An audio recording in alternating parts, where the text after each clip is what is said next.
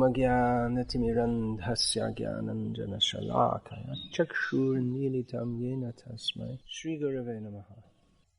The topic today, going to sit down?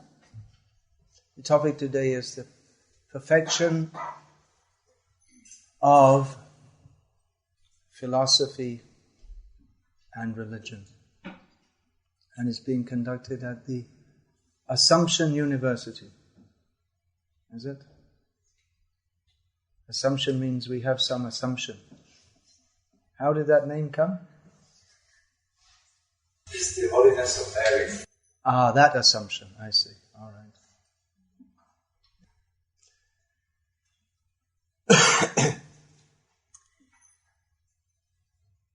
Philosophy and religion, there's one department here, is it? Philosophy and religion, yeah. Religion is often or generally assumed to be a kind of faith. If we see the dictionary definition of religion, we'll see a kind of faith. But actual religion must be based on philosophy. Otherwise, it's only sentimentalism or sectarianism, dogmatism or fanaticism. Philosophy comes from the Greek philosophia, love of truth. So, if we are to discuss philosophy, then there are some assumptions. We have to make some assumption, some basic assumption that there is truth, that we don't know the truth, otherwise we wouldn't be studying philosophy,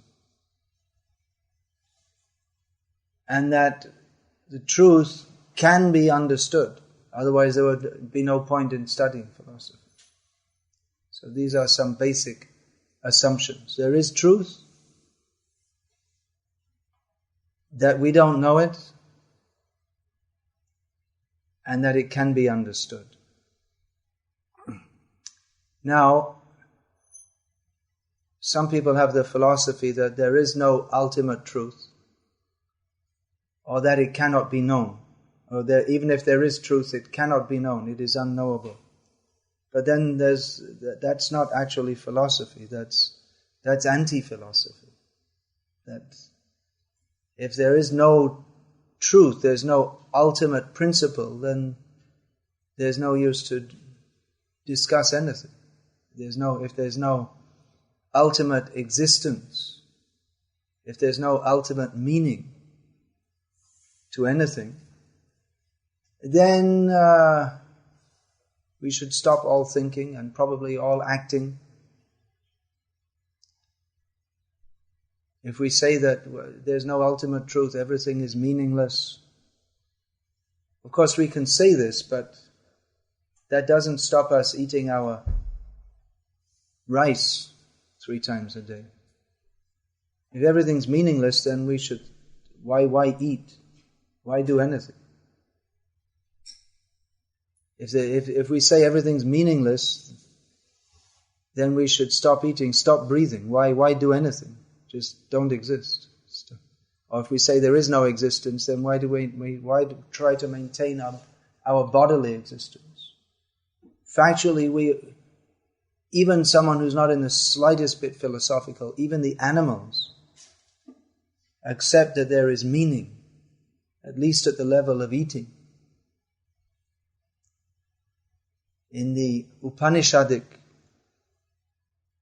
description, this first stage of philosophical understanding is called annamaya, that we perceive reality as food. It's the lowest level of existence. There's not really any thought, but we're interested in ahara nidra bhayamaitun, eating, sleeping, sex, and we also experience fear, which leads us to fear at various levels leads us to conform to social norms, leads us to speak spitefully of others, as nations leads us to make armies and wars. These are basic animal principles. But that we pursue eating, we try to arrange for eating, shelter. Even the animals, they do this, so that there is meaning in that. It's not a very high level, but it is an attempt to interact with or adjust with the environment in a manner that we perceive as being favorable to our self-interest. So everyone is pursuing meaning, either thinking about it either willfully or non-willfully. Everyone is pursuing meaning. At the lowest level, that is simply eating, sleeping, mating and defending. The philosopher or the philosophical person means someone who wants to find out the ultimate meaning. What is the ultimate meaning of existence? Is there more to existence than eating, sleeping, mating and defending? Ahara nidra bhaya maitunam cha samanyame tat pashubhya naranam. Animals also eat, sleep, mate and defend. So in that sense, the humans are not different. But dharmo hitesham adhiko vishesham dharmena hina pashubhya naranam. But dharma, which is, for lack of a better word, translated in English as religion. In Thai there are two words. Tham means dharma and sasana means religion. But dharma doesn't really mean either of these terms. It's a comprehensive term. So dharma, or the endeavor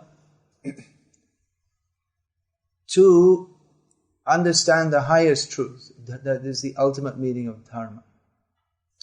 That is possible for humans, not for animals. Therefore, a human being who does not attempt to better himself, to understand the ultimate meaning of existence, is no better than an animal. Even if we have skyscraper buildings, monorail, metro, new airports, and so on, we are no better than animals if we do not attempt to understand the meaning of life beyond eating, sleeping, mating, and defending. So I was quoting just now some Sanskrit verse from the Vedic literature. So we may say, well, this is a sectarian, now I'm promoting a sectarian outlook. But actually this is not sectarian. This is a universal principle. It's not that because it's spoken in Sanskrit that it's Hindu. Hinduism or any ism is, these are all different concepts or sets of concepts. But truth or reality that is to be discovered through philosophy, that is beyond any ism. We, from our restricted perspective, we require, or we feel that we require to put everything into some box or category. This ism, that ism. But of course, reality, or truth, or meaning is beyond any isms that we concoct. And the great for want of a better term, religious teachers, they come to teach us the truth. Due to our inability to grasp that truth, we wrap it up in boxes and call it this ism and that ism. This Sanskrit verse which I quoted, it's a universal principle. It's not a Hindu principle. It's an observation that eating, sleeping, mating and defending are bodily activities which human beings and animals have in common. But that in the human form of life, there is the opportunity for going beyond this to a higher principle. Therefore, a human being who does not do so is no better than an animal. So human life is especially meant for understanding what is the ultimate truth, ultimate meaning. Religion is generally taken as a means to improve our eating, sleeping, mating and defending. Therefore, religion, just to discuss religion is not very, in the way it's conventionally understood, is not very helpful. People pray for blessings so that they can improve their material situation. They can have improved eating, sleeping, mating and defending. This is not the perfection of religion. This is materialistic religion. It's a beginning. At least it recognizes that there is power beyond us that we have to supplicate. But that is not the perfection of religion. It's not the perfection of religion means to, first of all, we should understand what is the truth. What are we aiming at? The means to realize that and factually enter into that. Again, in the Vedic language, I'm quoting the Vedic language, but please don't think I'm promoting any sectarian religion. You can consider for yourself if what is being spoken are universal principles or not. If not, you can fault me afterwards. So the Vedic perspective. One point I want to say that it's not sectarian, but we can consider that at least previously in the land that is now known as India, these topics were taken very seriously. Discussion of philosophy was taken very seriously, and not just as an intellectual exercise, but because the culture was such that it was understood that human life is meant for understanding the highest truth. So it was taken very seriously, and so much high level of philosophical discussion was quite common. Nowadays it's difficult to find anyone in India or outside India who's even interested in these things. But that was common. I was saying also, you had kindly introduced my fallen self as a great something or other. But that is a sign of the great culture that is going on here in Thailand today.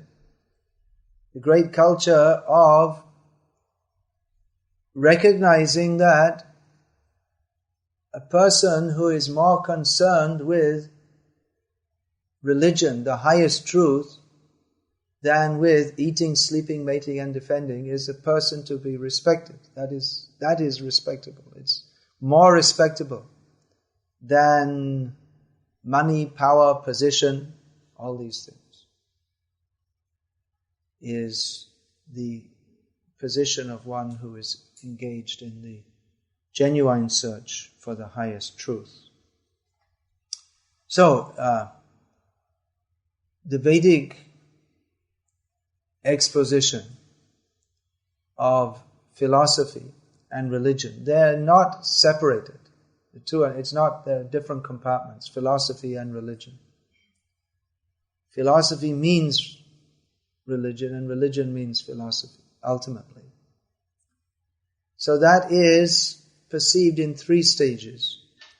First of all, philosophy means to understand the interaction of everything. What is everything and what is everything's relation to everything else?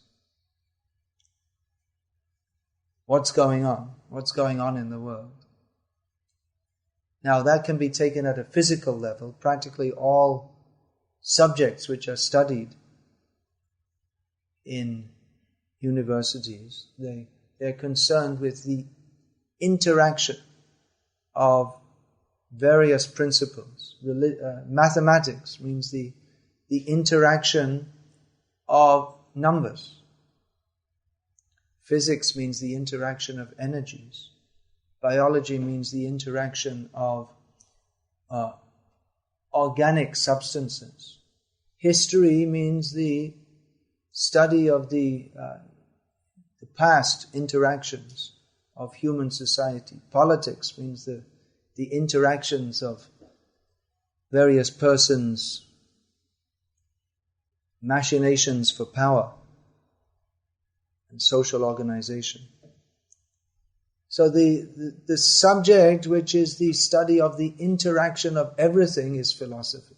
What is the relation of everything, of each individual entity to everything else? What is the relationship of everything? How does it all come together? And where do we fit? Where do I fit? In philosophy, if we say this, it's the love of truth or search for truth, then that means individuals are searching for it. So an individual person is an individual philosopher. So what is my relationship with everything? It is an individual quest. So then the next question comes, well, having understood that, there should be some practical activity. Otherwise it's only intellectualism. We hear of armchair philosophers. They will sit and discuss, just like, do we exist or don't we exist? Which is, this is a meaningless question. Because the question whether we exist or whether we don't exist, that stops at meal times. Because whether we exist or whether we don't exist becomes subordinated to the need for food. So that is an admission that we exist. Something exists that requires some food. So at the very least we exist at the physical level. Of course, philosophy means to go beyond the physical level. How to do that?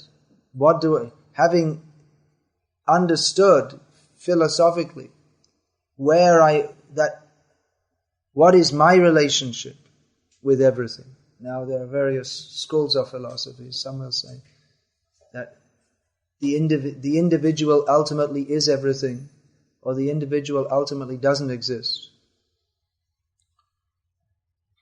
Or the individual is supreme,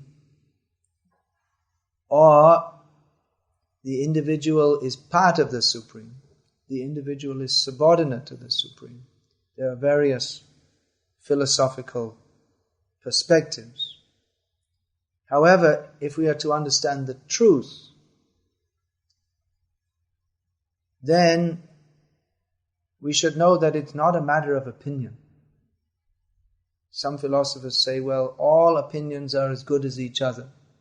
They're all representative. They're all different aspects of the truth. But that again is a killing of philosophy. That's not philosophy. If we say that all opinions are as good as each other, then that means there's no ultimate truth. Then that means that there's no ultimate meaning. then why do we, as human beings, even search for meaning? The very fact that we search for meaning, that we presume that there is meaning in science, in mathematics, in social organization, in language, there's meaning. And the search for ultimate meaning suggests that it is there. Otherwise, why should we desire to pursue it at all? It's not just a matter of opinion. There are certain, in any discipline, there are certain specifics which are to be understood, that this is correct and this is not correct. In arithmetic, the child first of all learns 1 + 1 = 2. Now that is a fact. It's not a matter of opinion. It's not that in Buddhism 1 + 1, in Buddhism 1 + 1 = 0. But in arithmetic 1 + 1 = 2. You can't change that. It's not a matter of opinion. It's a fact.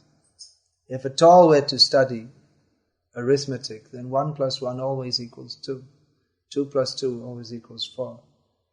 If at all we are to study geography, then Bangkok, Krung Thep, is the capital of Thailand. Now we may say that, well, in my opinion, Chiang Mai is the capital of Thailand. It may be your opinion, but it's not a fact. You may desire that, but it's not a fact. There are certain facts. Otherwise, there's no study of anything unless there are certain facts which are to be ascertained and to be understood.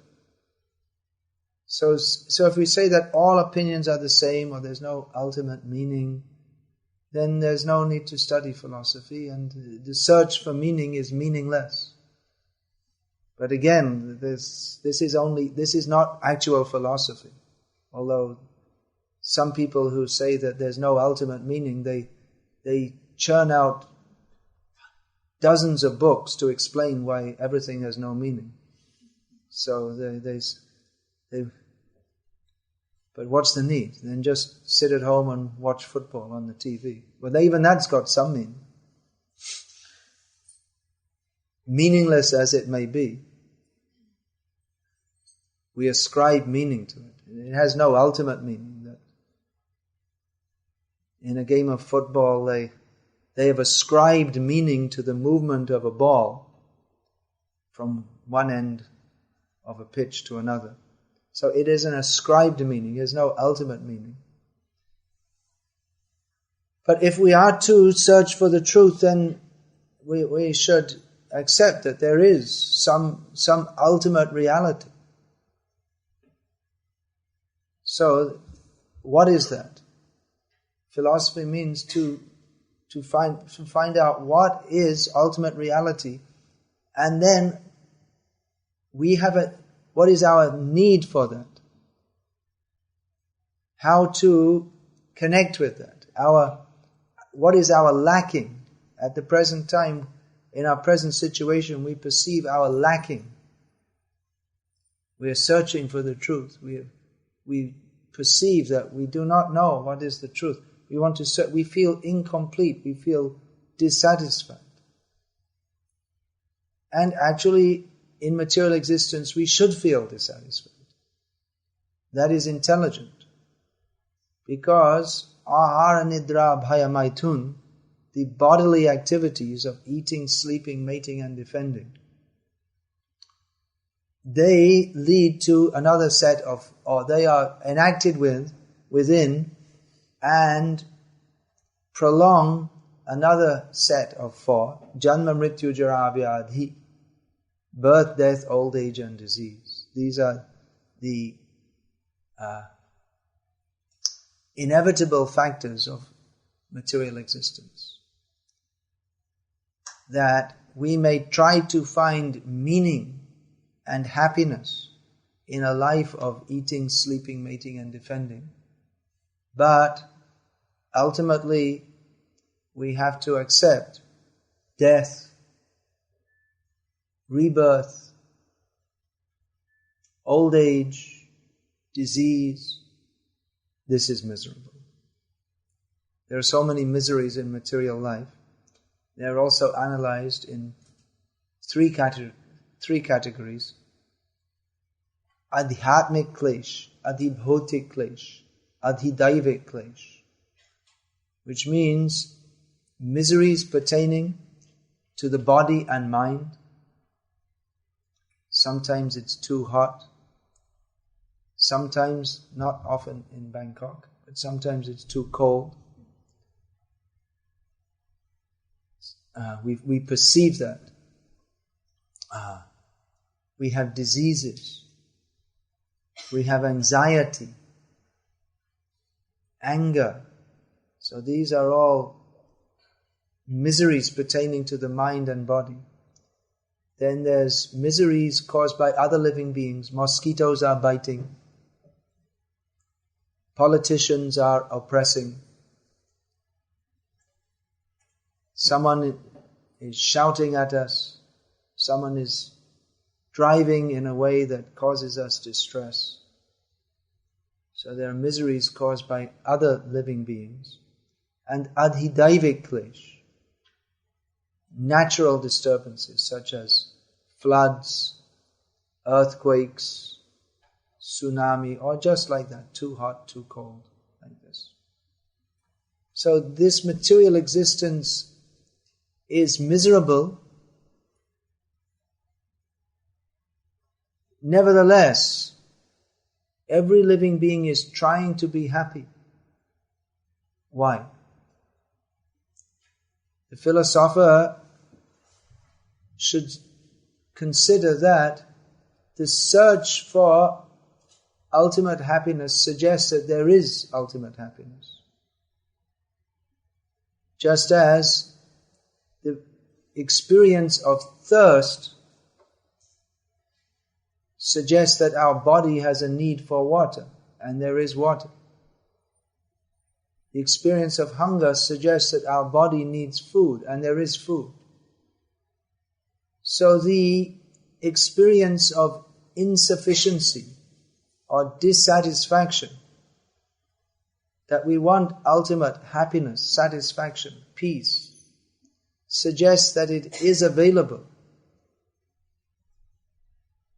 But certainly in material existence,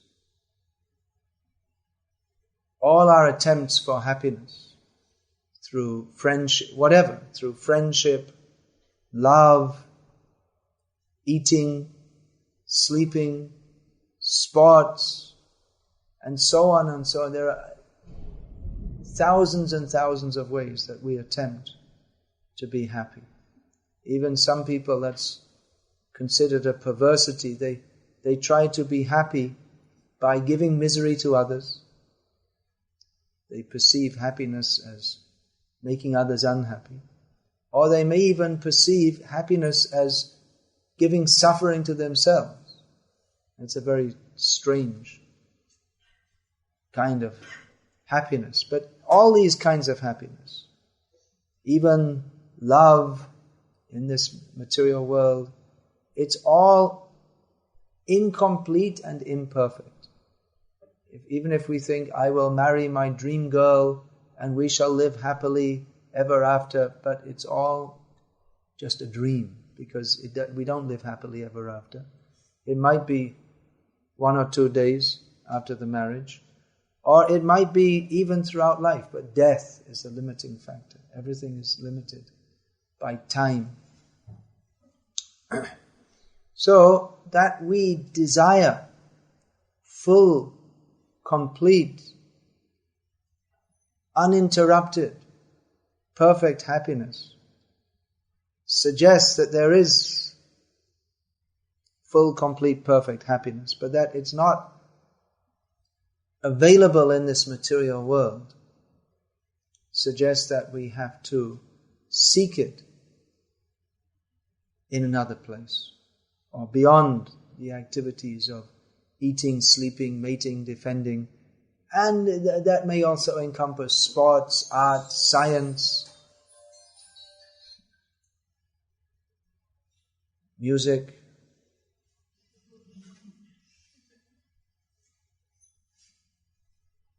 Beyond material or mundane, urbane existence, there is happiness beyond that. Ultimately, we are all happiness-seeking creatures. But we are not finding happiness in material existence. So, nevertheless, the philosopher perceives that there is meaning. So there must be some ultimate meaning. And the ultimate meaning should be something good. Should be good, all goodness, all happiness, all beauty, all truth. These are in the higher level of human consciousness. We desire truth, beauty, justice, mercy, all these good qualities. It's written that this department is wanting to impart philosophy and religion for the uplift of human society. These qualities are desired in human society: mercy, truth, justice, beauty, and so on. But ultimately these qualities exist in their perfection beyond any mundane state. All truth, beauty, justice, etc. in material existence, that cannot be perfect and cannot be complete, because material existence, by its very nature, is imperfect and incomplete. Therefore we come to metaphysics, or the search for that which is beyond birth and death. Now, how are we to perceive that? How are we to perceive that which is beyond the ordinary? What is the method to perceive that? If we are to contact the ultimate truth, how are we to do so? Because we are limited, our perceptions are limited, our concepts are limited. We are all conditioned by the upbringing we have had, by the experiences and the education we have had. Just like here in a Buddhist country, where if we are to discuss philosophy and religion, we can expect so many questions will come up in terms of Buddhism. Yes, but you said this, but in Buddhism it's stated like this.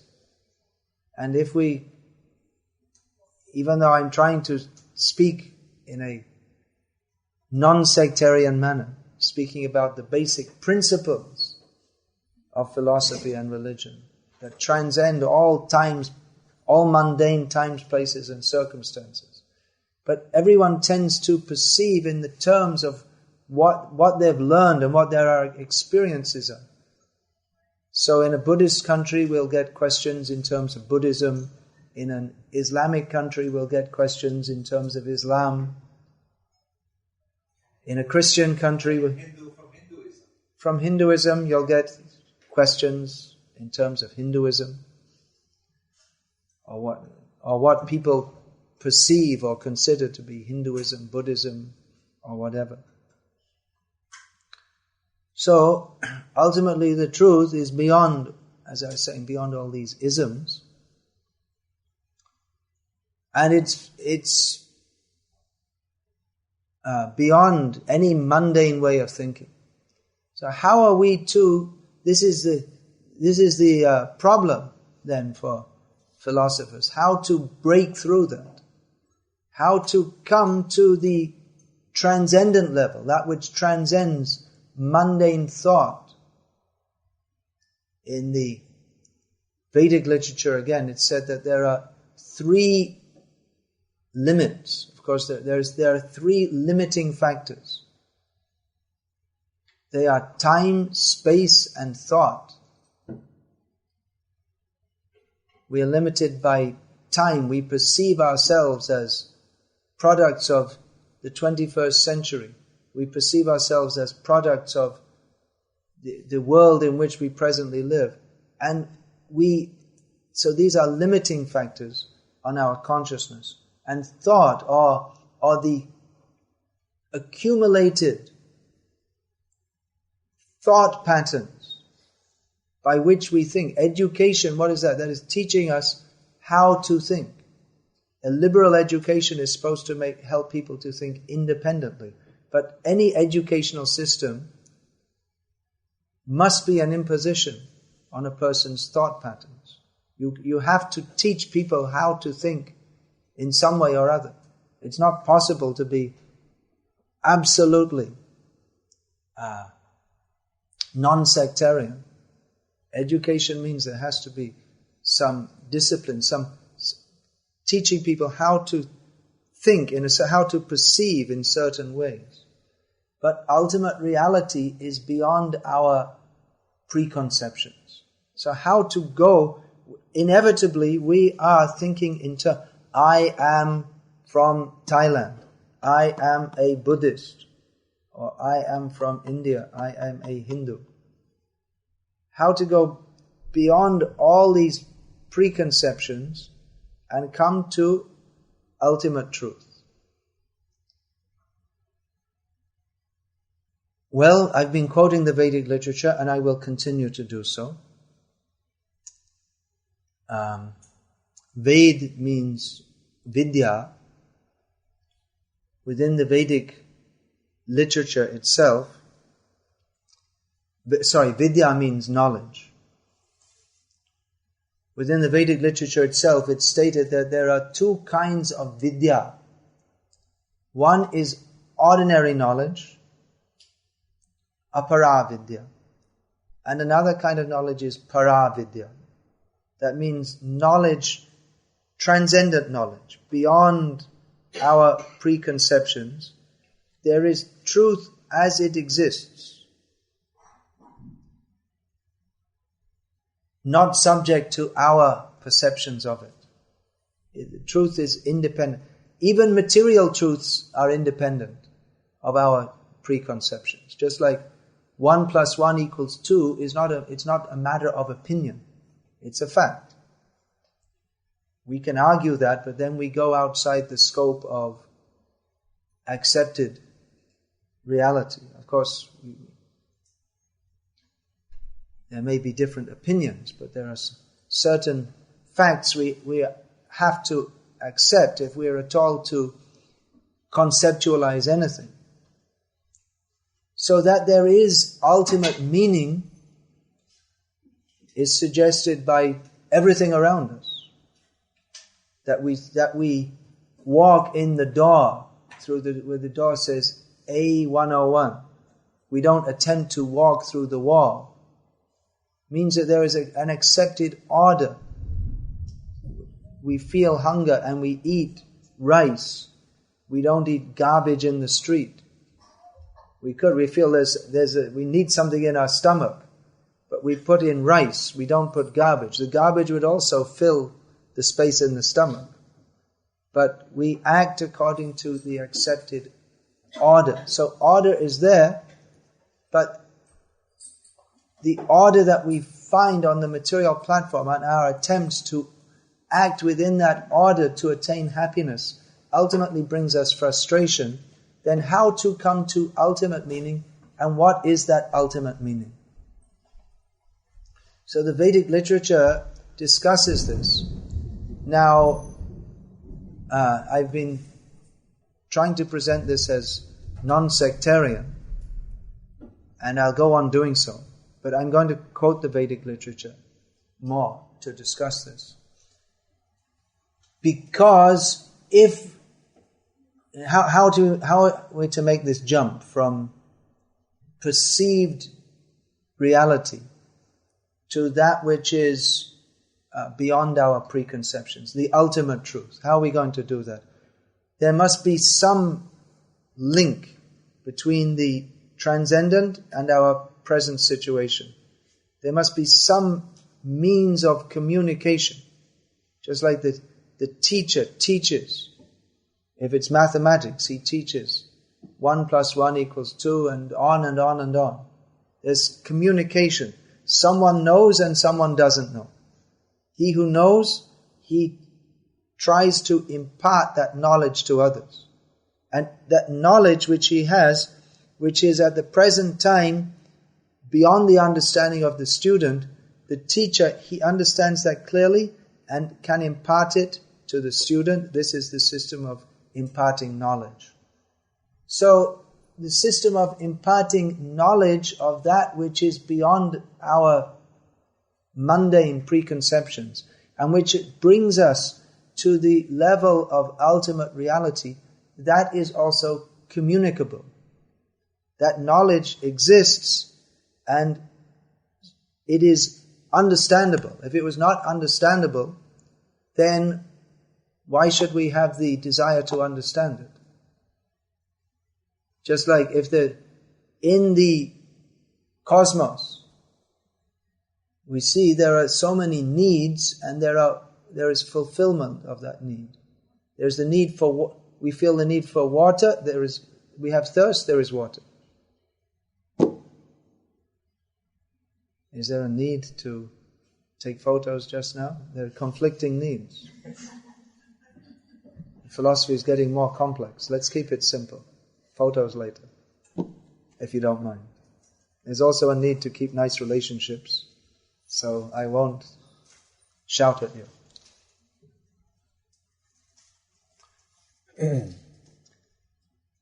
So, yes, there's thirst, there is water. Hunger, there is food.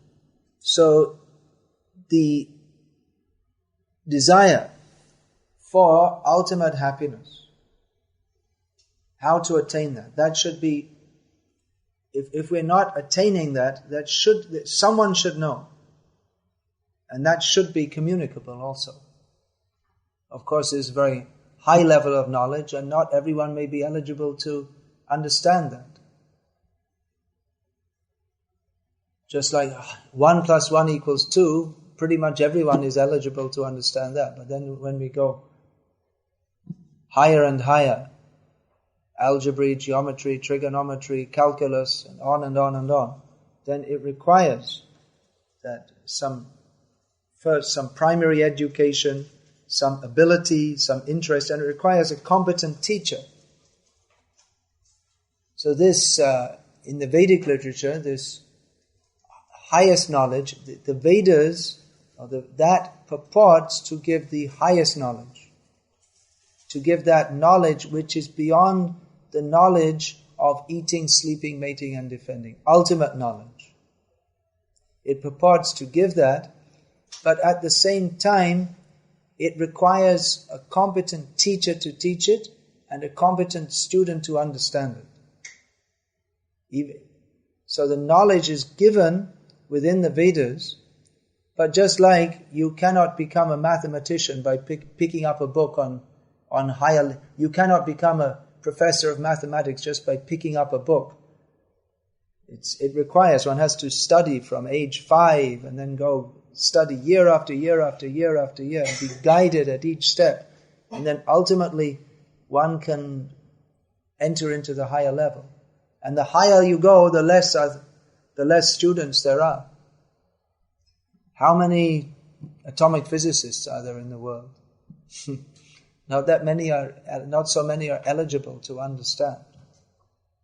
So to understand this highest truth, that requires certain eligibility.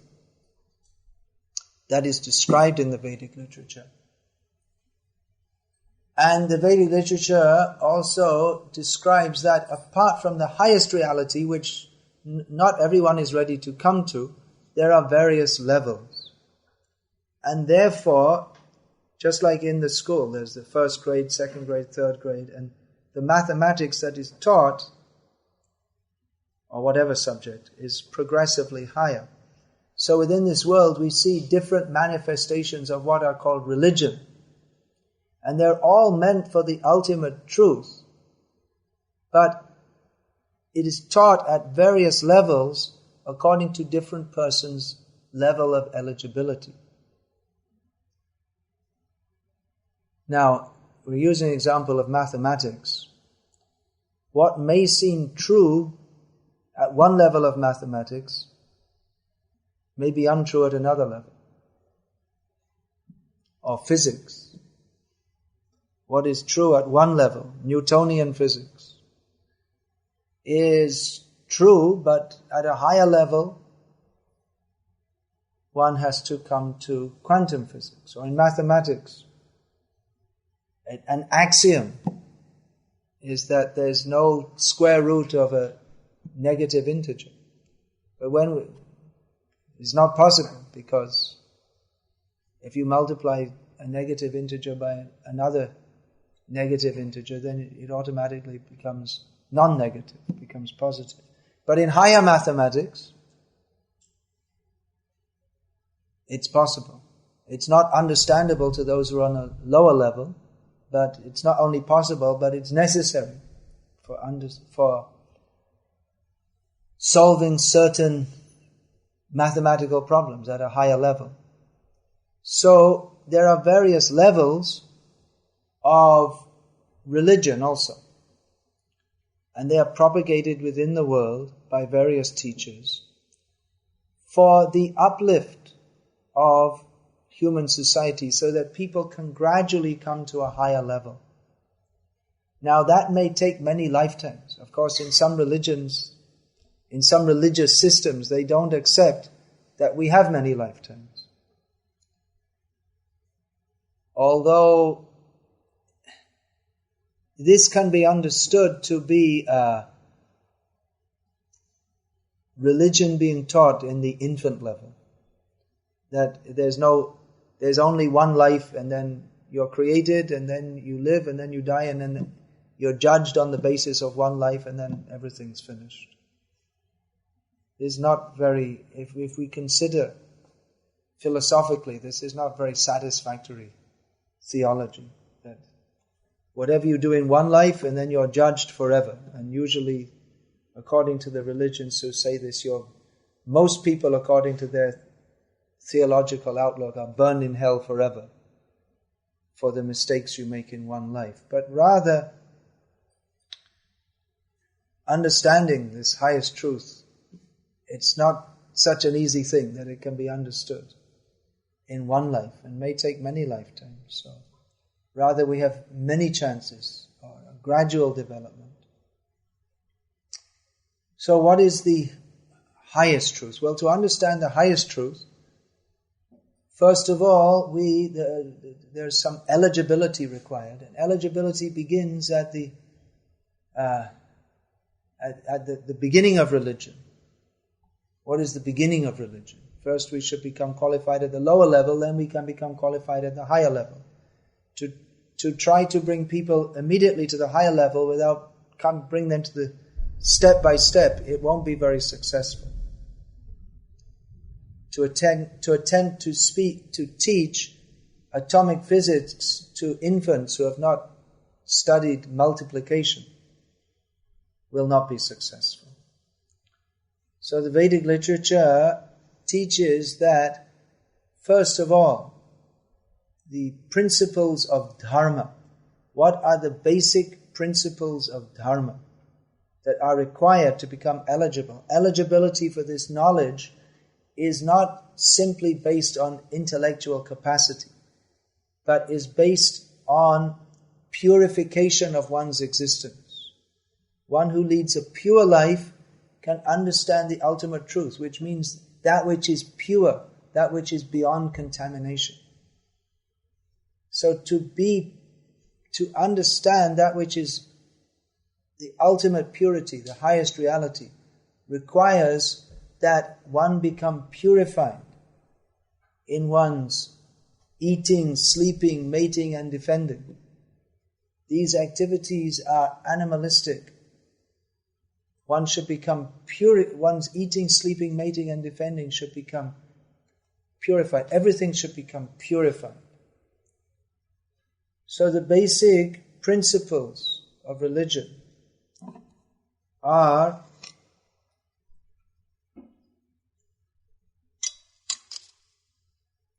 mercy, cleanliness, austerity, and truthfulness. These 4 principles. Mercy, of course, this is very broad. This is paralleled in the teachings of the Buddha, some basic principles. Mercy means that we should have right speed, right action, right thought. We should not behave with others in a way that will bring them distress. So this mercy can be at various levels also. One important factor is that if we are to be merciful, then we should not indulge in animal slaughter, meat eating, because this gives pain, severe pain, to the creatures who are slaughtered. Now we may say that, well, if we eat vegetable foods, we have to eat something. So vegetable foods, that also requires killing. Actually, not necessarily. Grains are harvested after they are biologically dead. Fruit, taking fruit from the tree does not kill the tree. Some vegetables are taken by killing them. That's true.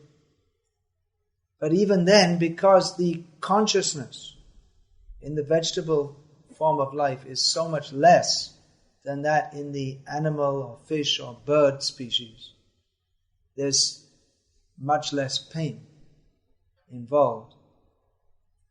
So an important part of mercy, by which the consciousness can become purified to understand higher knowledge, is that one should not indulge in eating foods which are taken by violence, causing pain, severe pain. So, mercy, cleanliness. Cleanliness means bodily cleanliness and clean in our actions. That means not corrupt. And clean in thought. We should not desire harm for others. We should not desire to exploit others. It's not such an easy thing. It's relatively easy to keep the body clean by bathing regularly, brushing the teeth. But keeping the thoughts clean, that's not very easy. The desires to exploit others or bad feelings towards others, these are unclean thoughts. But one has to cultivate cleanliness in bodily, physical cleanliness, cleanliness in action, and cleanliness in thought. So, next is austerity, principle of religion. Means that we should not cultivate, or rather than cultivating sense enjoyment,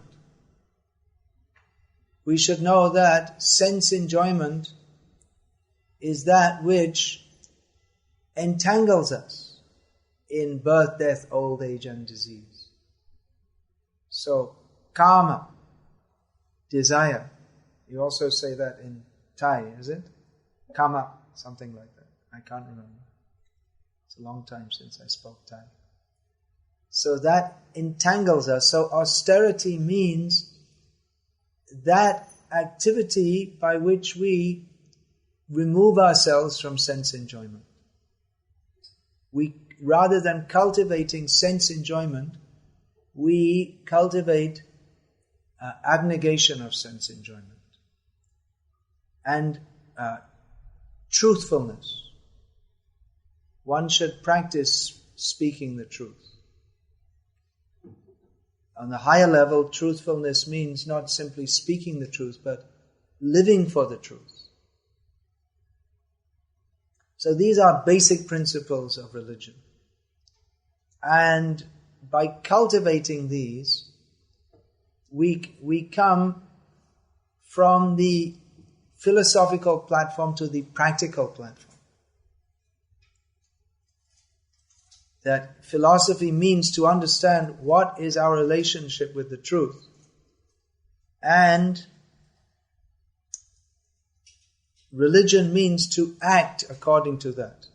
Philosophy should not be just armchair philosophy, that you have some opinion and you think about it and you discuss it, and it's just a matter of intellectual fun, intellectual enjoyment. But it should be practical. Philosophy has its practical application. So there are various philosophies in the world. Communism was a prominent philosophy during the 20th century. That was seen to be ultimately a failure. Unspokenly, the philosophy of the modern world, because in the modern world there's not much philosophy. There's Tom and Jerry and football games and Coca-Cola and not much philosophy. So the unspoken whether we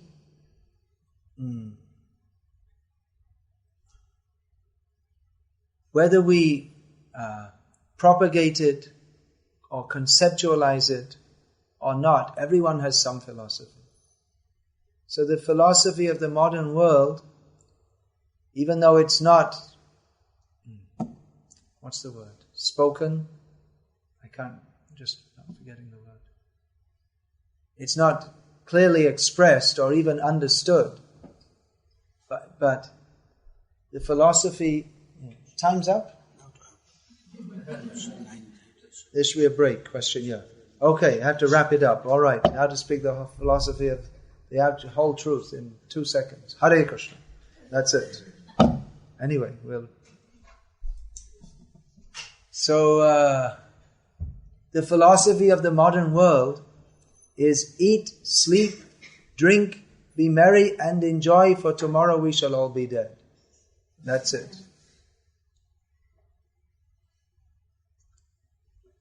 Vedic philosophy means tomorrow we shall not be dead. The body will be dead. But if we simply eat, sleep, drink, be merry and enjoy, then our next life will not be very good. It will not help us to. Even this life is not very good. So, we got somewhere, and now it's time for a break. Well, we shouldn't take a break from understanding the highest truth, but we shouldn't ever take a break. Ever. Our whole life should be for that. Life after life. But we require a break. So I have to wrap this up. I'm just coming in there. Anyway, the ultimate truth can be... all right, I'll have to... Anyway, I'm making so many jumps at every sentence because at every step of this discussion we could stop and discuss for hours. But we have to make some jump because we have to try and wrap up everything in an hour or so. Anyway, that the ultimate truth is Satyam Shivam Sundaram. This is the Vedic language. It is real, true. It is not a figment of the imagination. And Satyam means that it is eternal. It is an eternal truth. It is Shivam. It is all good. Reality is good. Ultimately, goodness prevails. And Sundaram, beauty. The ultimate truth is all goodness, all perfection, all truth, all beauty.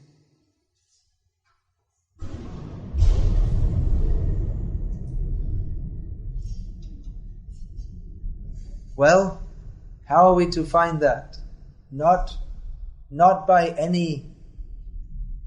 It's not the mountain of understanding the truth. We cannot climb it by our ability. We are limited. So that knowledge has to come down. We have to be informed about that. So the Vedic literature teaches us that the ultimate truth, beauty, reality, all goodness is the Supreme Person. Not exactly God according to the Semitic concept. Not exactly God. God is a term, again, it has certain preconceptions that goes with it. The ultimate truth is Krishna. But Krishna is not God as he is conventionally understood. He's God and more. You say, well, God is everything. Yeah, but our understanding of everything is so limited. So Krishna is the ultimate truth. He is the ultimate object of love, ultimate beauty. We all have our relationship with him. To act in that relationship is the purification of our existence. That is religion. And ultimate religion means to enter the eternal existence of loving relationship with Krishna. So, all right, time for a break. And I made a big jump at the end there, so we can have questions and answers about that later. Thank you for listening so patiently. It's rare in the world to find a person so patient to hear about such topics. Thank you very much. We have been talking about being universal, but all philosophical systems, religious systems, which we know about, whom we call as beginners, they also talk about universal. So what is the difference between your universal talk and their universal talk? Yeah, I'm speaking of universal principles, and all other religions or philosophies claim to be universal. So there can't be plurality of universalism. So what's the difference between the universalism I'm speaking of and the universalism that others speak of? Well, that's why I was attempting to present in a philosophical manner rather than a sectarian or what could be considered a religious manner. Even though I was quoting from the Vedic literature, I was not saying that this is something you have to accept just on faith, but applying reason also. Reason and belief are not necessarily contradictory principles. So I was speaking on principles that we can all observe and understand, just like eating, sleeping, mating, and defending. We can see that it's not a question of whether one belongs to this religion or that religion, but these are the basic principles of life in this material world. That whether one is in a human body or a non-human body, and that animals and humans have these in common. It is stated in the Vedic literature, but even if it's not stated in the Vedic literature, it's a fact. that in the human form of life we have the possibility to inquire about and pursue higher principles, that also we can accept as a self-evident fact. It's not possible to discuss philosophy or the quest for higher knowledge with animals. So it's possible in the human form of life. The basic principles of religion: cleanliness, mercy, truthfulness, and austerity. I'm presenting these as universal principles. Not. They also do the same, right? They also do the same. They also talk them as. All right. Yeah. Okay. Can we come to an agreement of universal? Yeah. So, yeah. Now, the animals cannot appreciate these principles of cleanliness, mercy, truthfulness, and austerity. Human beings can. So, human beings that don't follow these principles are, in many ways, in terms of their consciousness, like animals. So, they're ineligible for practice of religion. So, these are the basic principles. At the lower levels, the basic universal principles are there. One point which I didn't have time to discuss is the need at a certain level we can talk in a logical manner of self-evident principles.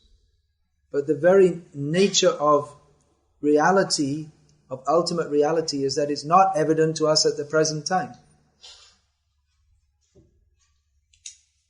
So, beginning from self-evident principles, we have to go to principles which is the truth, but it's not evident to us at the present time due to our contaminated consciousness or incomplete understanding. So, one universal principle is that we have to receive knowledge from a higher source. That there is understanding which is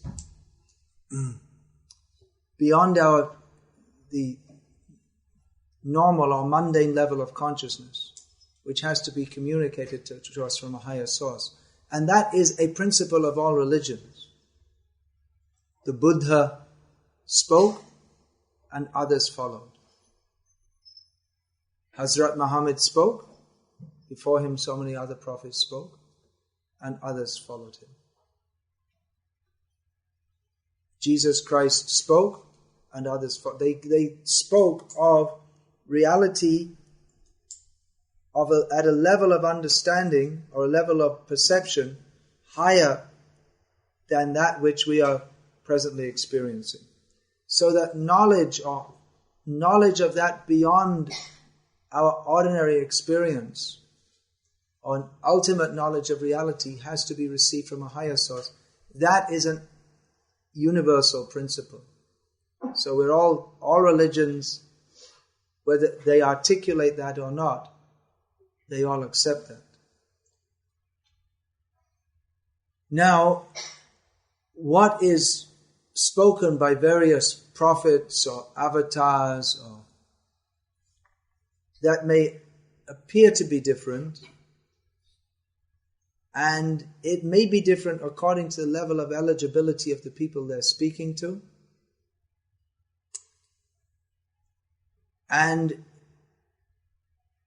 in every case, whatever is spoken by prophets or avatars is always interpreted by persons who didn't really connect with that higher level of consciousness. And then we get religion as we know it today.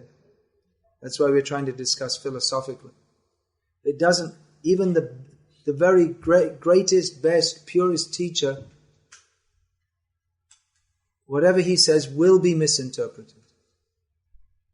And mostly religion means giving the name of someone and then quoting what he said or misquoting it, and then misquoting his quote or quoting a misquote. So that we end up, religion as it's practiced in the world, generally doesn't have much to do with what those who were teaching it originally had to give to us. So, yes, there are universal principles, and all the genuine teachers, they teach the same universal principles. But there are many non-genuine teachers also.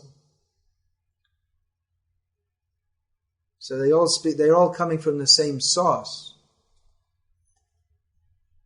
But again, the level of what they spoke, it's knowledge coming from above, and the level of what they spoke, that also depends on the level of the persons they were speaking to. Generally, we can to some extent, we can understand the level of eligibility of the persons being spoken to by the level of their mercifulness, truthfulness, cleanliness, and austerity. If that's on a low level, then the level of philosophy or exposition of truth that is given is also not likely to be on a very high level. Just like the same we can give a mundane example. Again, I've given it several times. We can teach mathematics at various levels according to the eligibility of those who are of the students.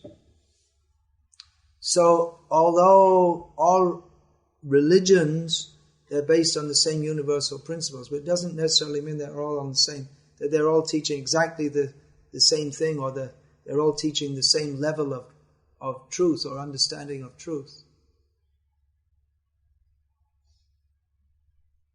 That might sound contentious in a divided world. And everyone wants to claim that we have the truth and this is it, this is the highest. I also think that what I have to speak is the highest exposition of the highest reality. But I don't want to, if not, why? If I didn't think I had the highest thing to give, then I should be searching for that. But I believe, as the popular word, I believe, although truth is not subject to our belief, I believe that I have found the highest path. But at the same time, I don't find any use to just dogmatically try and beat people that this is the highest, you should accept it. But rather we're trying to present that this is reality as it's perceived by persons on a higher level of understanding. So we invite others to consider this with their intelligence, and if they like, they can adopt it also. It's not something you can force. You can, by various forceful means and even tricks, you can spread religion.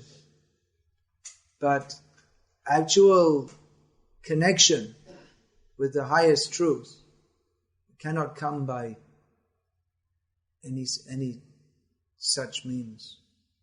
It has to come from the heart, actually. We're discussing philosophy, which is an intellectual process. But ultimately, we're talking about our needs. The need for water is fulfilled by water. The need for food is fulfilled by food. So our ultimate need is for love. So love is not something that can be forced or propagated. So education means, the root meaning of this term is to bring out that which is already within us. So spiritual education means to awaken within us our natural feelings of love for the actual object of love. So universal principles are there, yes. But that doesn't mean necessarily that all paths are on an equal level. They're all genuine paths are meant for the ultimate good. That's true. But there may be levels also. And again, we should be careful of false prophets. There are many persons claiming to propagate the truth, or persons who claim themselves to be the truth. We should be very careful. Because people are not interested in philosophy, they can be easily misled. We're talking that the ultimate level is love, but love is blind. Well, if we're going to pursue the path of love, we should use some the head should also be involved. Intelligence is also required. Otherwise, we can be misled. So many people, we're talking about India's technological development, but India's for centuries been, or at least in the last few centuries, been a factory of avatars, so-called avatars. So we should be careful. There's so many claiming to be God. But then again, we have the Vedic literature, which gives what are the characteristics of an actual avatar. It's not just that anyone can claim to be an avatar, and then people they foolishly accept because someone shows some little magic tricks.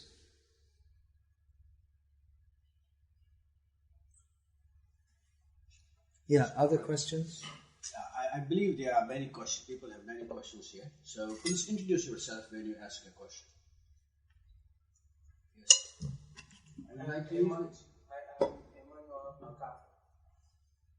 Is it? Do we have a cordless mic or this mic? Okay. Actually, you have used the word eligible so much that I'm almost becoming afraid whether I'm eligible to ask the question. Eligibility to ask questions depends on sincerity. Okay. There are two kinds of questions. One question is to elucidate the truth, and another is to avoid the truth. Okay. So sincerity means the question to elucidate the truth. Okay, thank you very much. Let me presume that I'm eligible. I've heard you saying that philosophy is religion, and religion is philosophy. I wouldn't know if that is a personal opinion or generally accepted opinion. And then, listening to your presentations too, I appear to have listened and seen you talking differently about philosophy and differently about religion. I don't know whether it's in my mind, but that's what I'm getting. But yet, you started by saying that philosophy is religion. Yeah. I don't know whether is it in order of essence or in order of implication. Then again, I see the sign among their group. I don't know what it means. I would like... Sign? Oh, this. Tilak, yeah. Get the real... Yeah, you're the second person to ask that. I mean, what it is. What it signifies. What it Yeah, okay. From your own Okay. point of view. All right. So I was saying that philosophy is religion and religion is philosophy. But in my discussion, it seems that I've been just talking of philosophy as one thing and religion as something else. Yeah, actually, one very important part of philosophy is properly defining terms. Just like someone may ask you, do you believe in God? So, first of all, we should define what we mean by God, because you may say, I may say, I believe in God, but I don't believe in the God you believe in. So what do we mean by philosophy?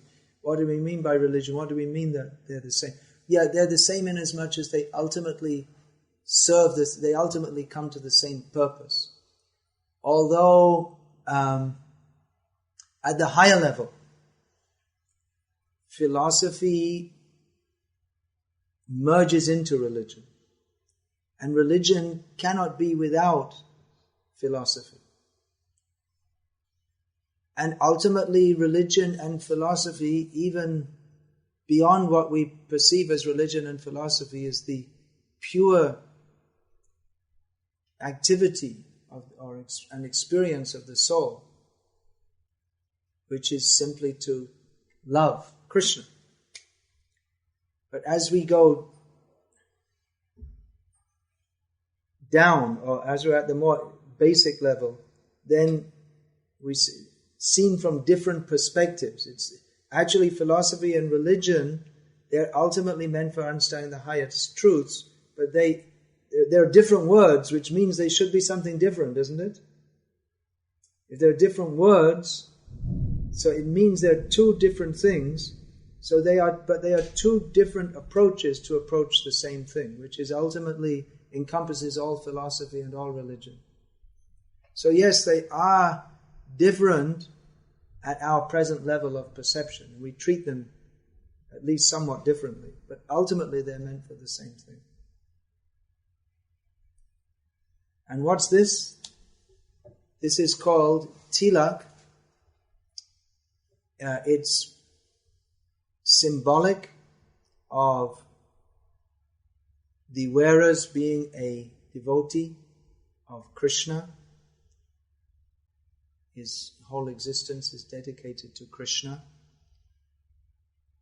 It's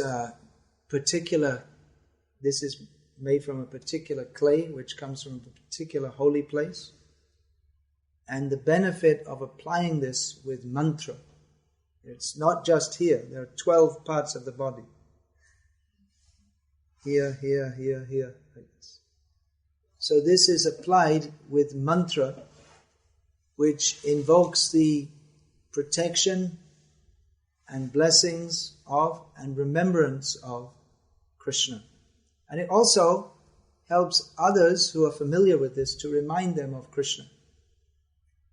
Reminding them of Krishna, who means the ultimate truth, the highest reality, God, the Supreme Personality of Godhead.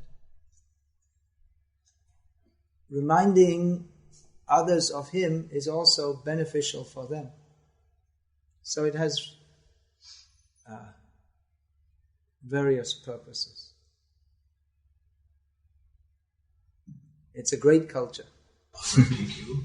And many people are coming, so we usually close at 9:30, so we have some 35 minutes. And I myself like to apologize. I am infant's question bank. I have many questions myself. I will make only 2 today. So in between maybe commercial break time. So now we go to Professor Fernando. Professor Fernando has a question. Professor from? His name is Professor Fernando. Oh, Fernando. I said. Joseph Fernando. I teach philosophy at Assumption University. And thank you very much for your very interesting discourse on philosophy and religion. You began with universal principles. That was a very good beginning.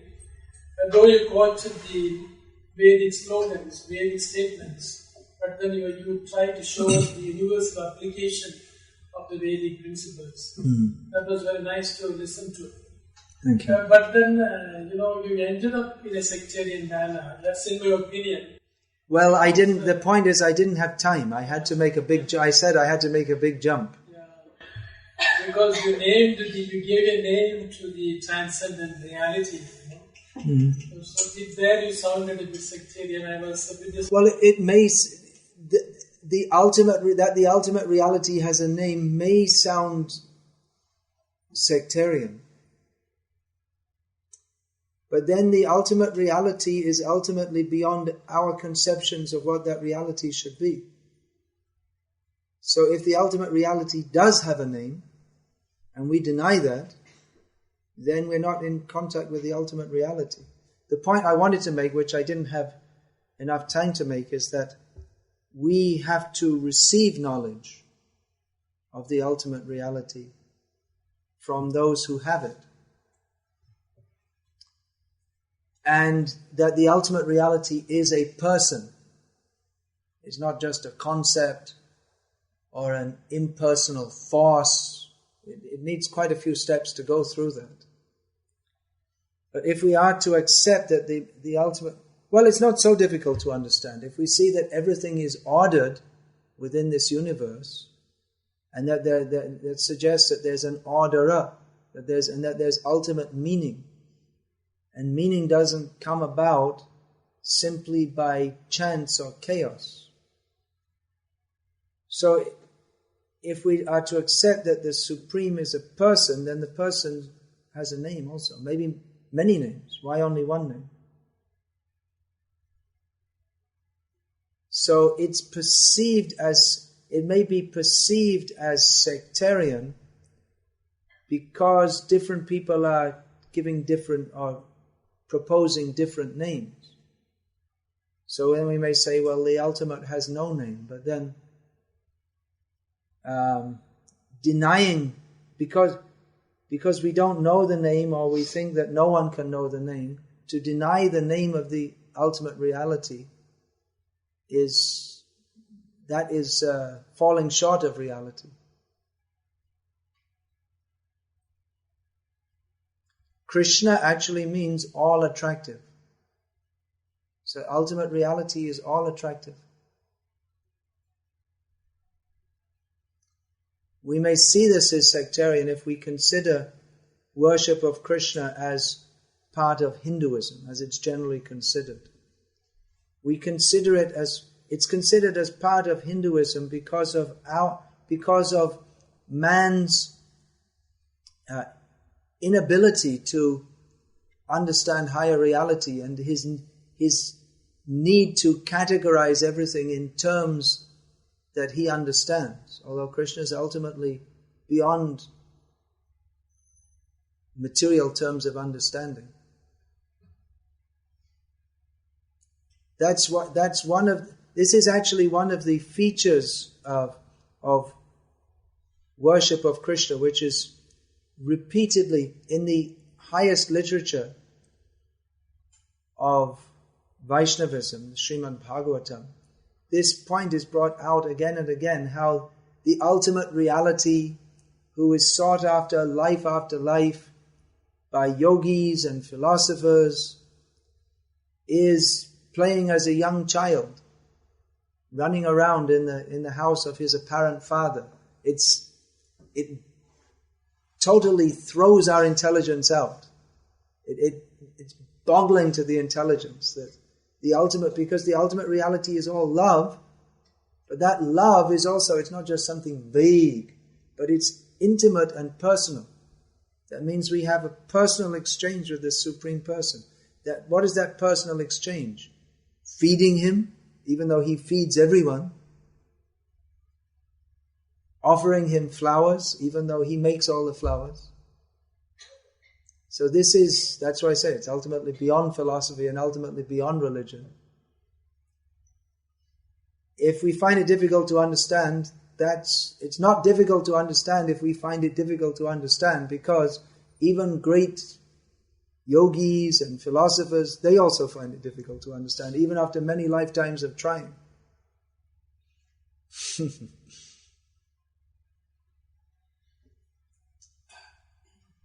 But if we are to study impartially and take it step by step, we will find that Krishna is and if we're favored with mercy from Him, because ultimately it's coming down. We can't climb up. We can't bring out tanks and guns and say we're going to take over the absolute truth by force. You can't do that. If He allows, He will allow us to understand Him. So we claim to have a non-sectarian, universal approach. Others may do so also, but then we have to examine and see which concept does present reality in the highest form. And we have to see if it works also. It's not just some theory or concept. There should be a process to understand it. That's the religion that goes with the philosophy. And then by practicing that we should actually experience. Religion and philosophy without experience is only talk. So ultimately we have to experience Krishna. Yeah, sorry, we're covering volumes in a few words here. I let you speak. So actually my first question was what Dr. Fernando said, to continue that point. Your terminal point of your presentation was about, you did mention about semantic God, that it is not that semantic God, but it is Krishna. I didn't say semantic, actually. I said Semitic. Semitic Means the Christian, Jewish, and Muslim Semitic God, yes. concept. Middle Eastern religion. Yeah, they all come from the same geographical so you and mentioned that, philosophical and you background. Said it's Krishna. I just wonder, long time ago when I was in the southern part of India in one train, then I was a young kid, and I met one person, an elderly man, he belonged to your movement, and he talked to me. We are open for every religion. And I was shocked then. And then I came to Bangkok, I had another encounter. I do like food from your restaurants a lot. I'm a loyal customer. I always go to Krishna restaurants for food.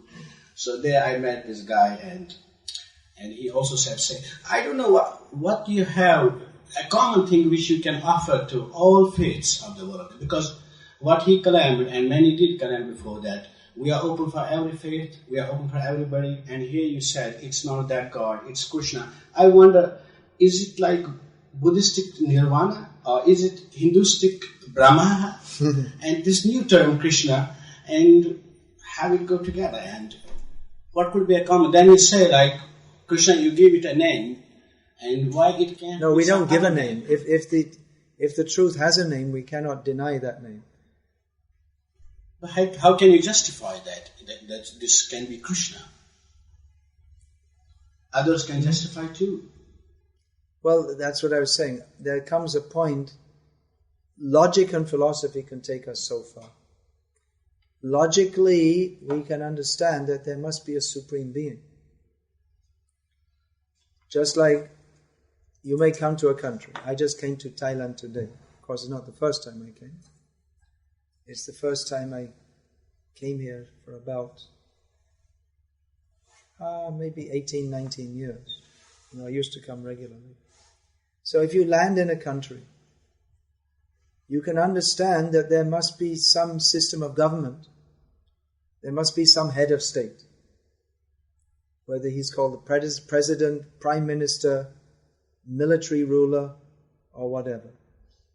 So that much you can understand. By logic, it's easy to understand that there must be some ruler in this state.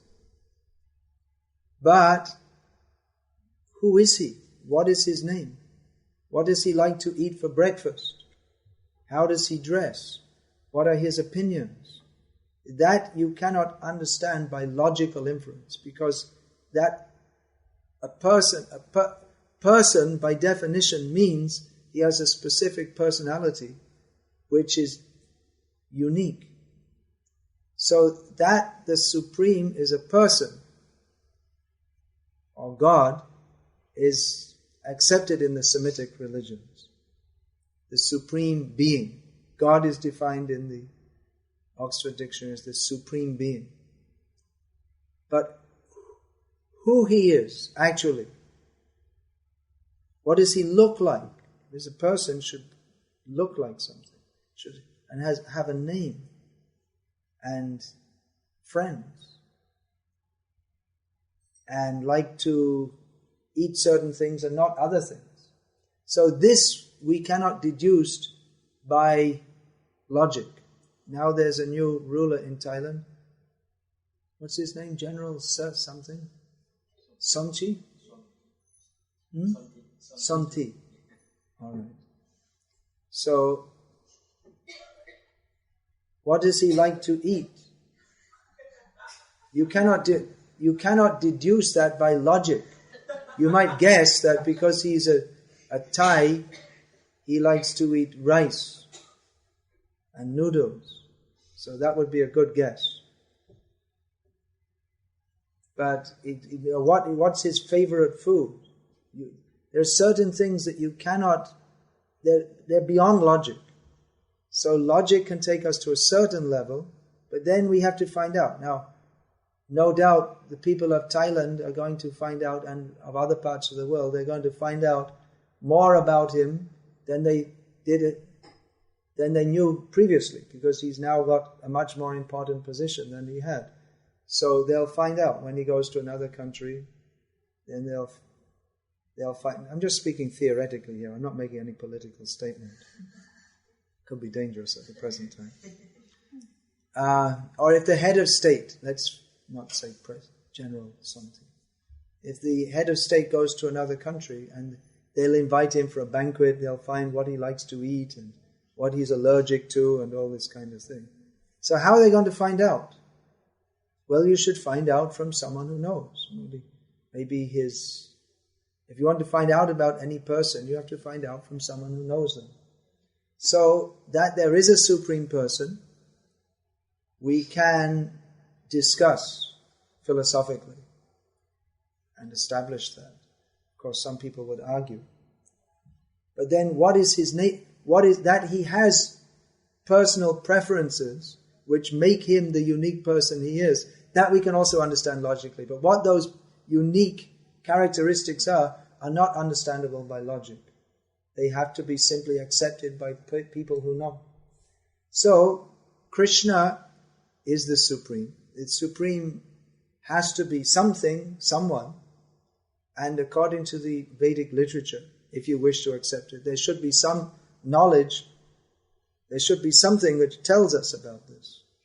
Otherwise it will always remain beyond us. So that's why there's scripture. Scripture informs us of the reality that we cannot deduce by logic. It also gives logic to help us along the way. But the scripture and those who understand scripture, they explain to us, at the highest level, they explain to us that the absolute truth is like this. There's so much, this much you can understand. What you don't understand, it fills in. So Krishna has various avatars. In his original form, he is bluish. His bodily complexion is dark. His favorite musical instrument is a flute. His favorite animal is the cow.